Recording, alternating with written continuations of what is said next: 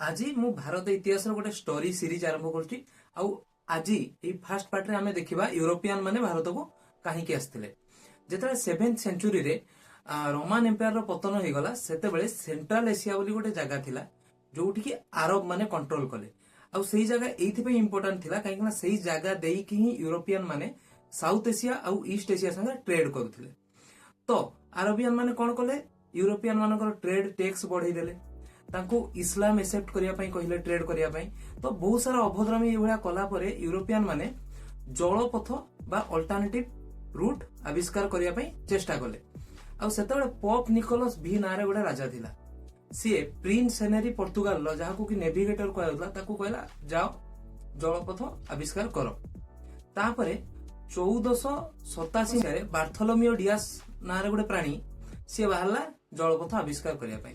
जेतले से बाहरिला से पहुंचला आसिकी आफ्रिकार साउथ पार्ट रे जाको केप ऑफ गुड होप कुआ जाय। आ सेठी पहुंची कि से भाबिला मु पाइगली भारत साउथ इंडिया पाइगली भाबी कि खुशी रे पूरा नाचिला किंतु सेटा एक्चुअली भारत नथिला। एवं या पर हमें नेक्स्ट पार्ट रे देखिबा आगु को कोन हैला।